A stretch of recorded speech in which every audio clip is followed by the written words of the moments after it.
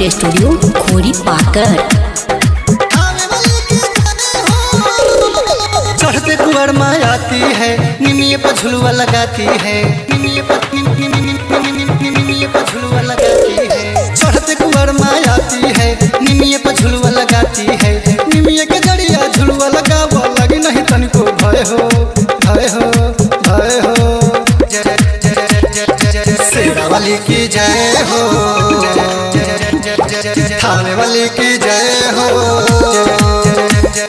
शेरा वाली की जय हो, थाने वाली की जय हो।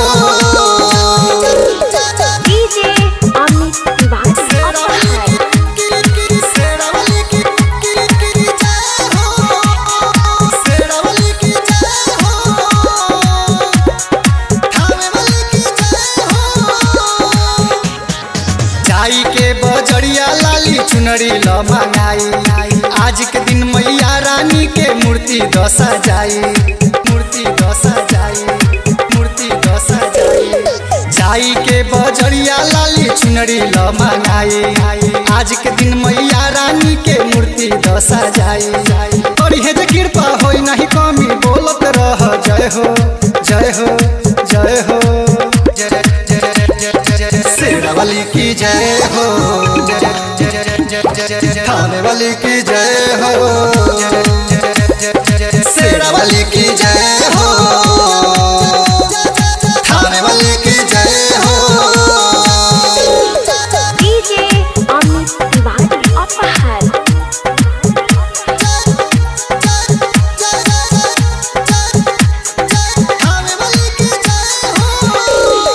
मैया रानी के जगराता में कैसा शर्माना, 10 दिशा 14 भुवन में मैया का करनामा, मैया का करनामा, मैया का करनामा।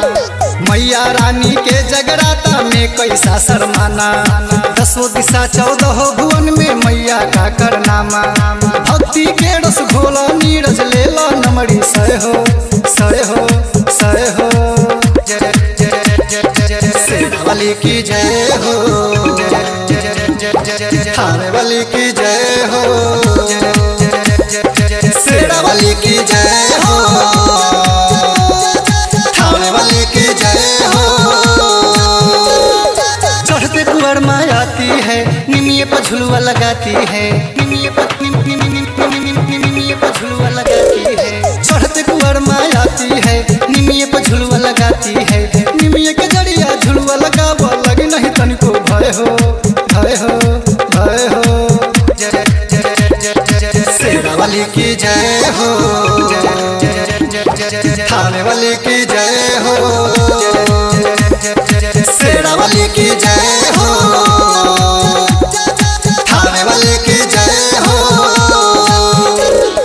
सत्यम रिकॉर्डिंग स्टूडियो खोरी पाकर।